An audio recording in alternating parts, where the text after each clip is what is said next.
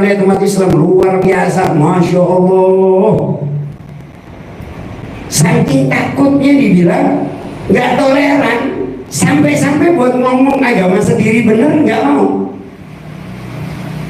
Saking takutnya dibilang nggak toleran, sampai-sampai sholat di gereja pakai dalil lagi. Ini ada nih, ada kiai di Lampung, kiai ustaz di Lampung bikin tabligh akbar gede-gede. Di dalam tabligh akbar dia ngomong,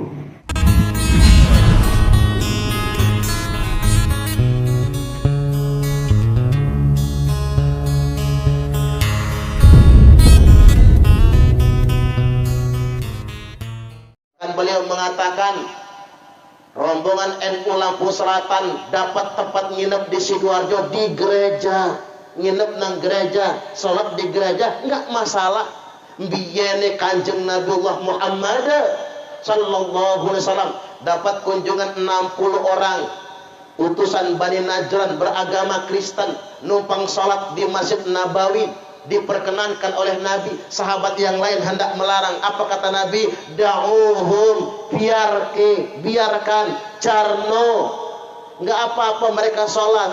Nabi memperbolehkan Masjid Nabawi dipinjam untuk tempat kebaktian. Masjid Nabawi. Nabi kita Sayyiduna Muhammad sallallahu alaihi wasallam pernah didatengin oleh orang Nasrani, pernah membiarkan Masjid Nabawi untuk ibadah orang Nasrani. Maka karena Nabi pernah membiarkan Masjid Nabawi untuk ibadah orang Nasrani, maka kita tidak apa-apa kalau sholat di gereja. Dalilnya mau keren banget gitu. Sementara itu dibahas di dalam surat Al-Imran, di dalam tafsir Ibnu Katsir, dalam surat Al-Imran itu dibahas. Memang terjadi orang-orang Nasrani datang kepada baginda Nabi Muhammad SAW. Di dalam sirah Ibnu Katsir diceritakan, di dalam tafsir Ibnu Katsir diceritakan bagaimana ketika mereka datang ke Madinah dengan pakaian biasa, tiba-tiba ketika masuk kota Madinah mereka menggunakan baju-baju kebesaran mereka dan menggunakan khatim, cincin dari emas, kemudian mengucapkan salam sama Nabi. Salamnya nggak dijawab, salamnya nggak dijawab oleh Nabi Muhammad SAW. Dan mereka datang untuk mengajak Nabi debat terkait bahwa Isa itu Rasulullah atau Ibnullah. Jadi mereka datang itu bukan untuk. Nah, mereka datang pas waktu salat asar. Nabi lagi salat asar dan di dalam Ibnu Katsir dikatakan wahanat waktu ibadatihim. Kemudian datang waktu ibadahnya mereka tiba-tiba ibadah di situ. Paham tuh? Jadi tanpa minta izin, perlu dipahami, tanpa minta izin tiba-tiba mereka datang ke situ, kemudian apa? Mereka beribadah di situ. Dan ngadepnya pun terbalik karena mereka tidak menghadap ke Ka'bah tapi menghadap kepada Baitul Maqdis.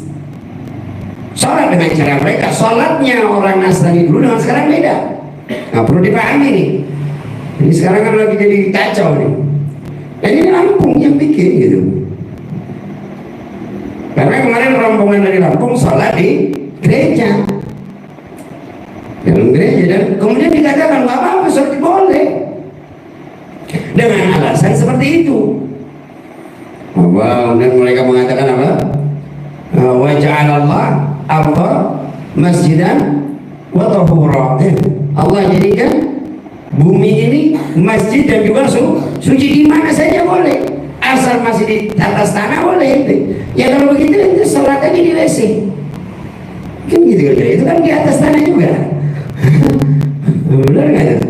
Nah, kemudian kita kembali lagi kepada yang di atas tadi, kepada dalil yang di atas tadi, bahwa mereka berdalil seperti itu. Pada akhirnya intinya mereka mau ngajak Nabi ngajak mubahalah mereka pada akhirnya. Udah deh bawa kita sumpah siapa yang benar, anak atau ente. Kalau anak yang benar, ente yang hancur, ente yang binasa. Kalau ente yang benar, anak yang hancur, anak yang binasa. Permasalahannya ini kemudian kemudian dijadikan dalil ketika mereka datang ke Masjid Nabawi, mereka datang ke masjidnya Nabi untuk berdebat sama Nabi. Tiba-tiba mereka mengerjakan sesuatu di situ, mengerjakan ibadah di masjidnya Nabi. Tiba-tiba setelah itu dijadikan dalil kebolehannya untuk orang salat di tempat ibadahnya orang lain, untuk campur adukan agama. Nah ini kan perlu dijawab, ini syubhat yang berbahaya ini. Ini perlu dijawab. Terus apa jawabannya? Kalau begitu, kalau itu dijadikan dalil, oke, kita akan bikin satu dalil lagi. Satu masa, satu hari baginda Nabi kita Sayyidina Muhammad SAW sedang duduk dengan Sayyidina Abu Bakar dengan Sayyidina Umar di Masjid Nabawi juga. Tiba-tiba ada Arabi Badui datang kencing di dalam masjid. Didiemin sama Nabi, dimarahin sama Nabi, enggak, diusir sama Nabi. Enggak, apa kemudian itu jadi dasar ente boleh kencing di dalam masjid? Kan tidak. Jadi jangan karena perkara itu kemudian karena Nabi pernah membiarkan maka itu jadi dalil. Enggak, bahkan setelah itu, setelah kejadian itu, bukan hanya tidak boleh masuk ke dalam Masjid Nabawi, masuk ke Ardul Haram diharamkan oleh Allah Subhanahu wa taala. Betul bukan? Sampai hari ini negeri Mekah, negeri Madinah tidak boleh dimasukin non-muslim. Nggak boleh, haram. Kenapa kemudian itu dijadikan dalil? Padahal ini ya Allah, ada sampai bingung kadang-kadang. Ini orang istimbat dalilnya itu dari bagaimana dia hal seperti itu bisa dijadikan dasar hukum. Nah kalau begitu berarti dasar hukumnya kalau ini kan menjadi hukum terbalik nih.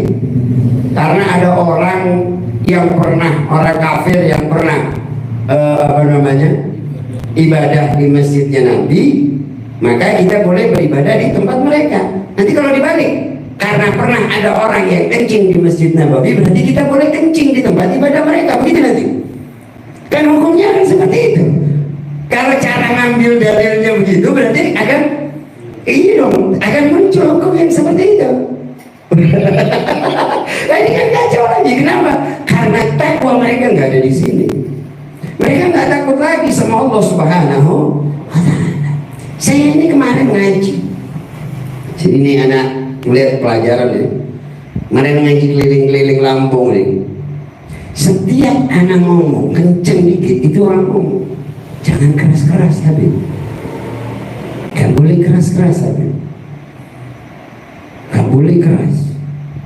Takut banget dibilang Islam garis keras.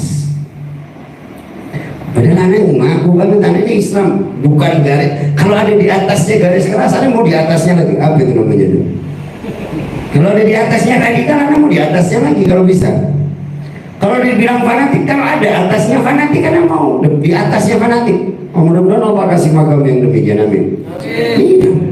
Nah kita kalau nggak keras pegangan Islam, Nabi itu ngomong adu binawajib, gigit sama gigi geraham ente. Kalau cuma dipegang aja keras itu pegangnya, lepas pegangan. Adu binawajib, iman di zaman akhir ini gigit apa? Ente punya gigi geraham, saking kalau digigit pakai gigi geraham itu gimana coba? Saking bahayanya di zaman ini yang terjadi nih aneh. Bagaimana dengan kekacauan pola berpikir, kekacauan nempel kendali?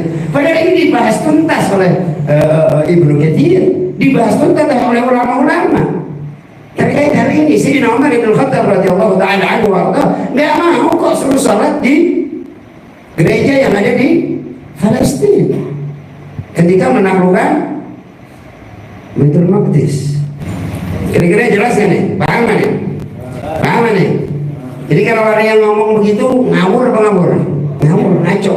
Nah, ini kemarin udah sampai nama ini anak sampaikan lagi gitu. Bahkan ini anak sampaikan di medsos agar orang banyak melihatnya gitu.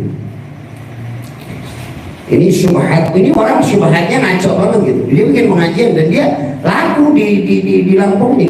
Dia banyak diundang ke sana kemari. Banyak diundang ke sana kemari. Makanya yang begini-begini ini perlu kita bahas.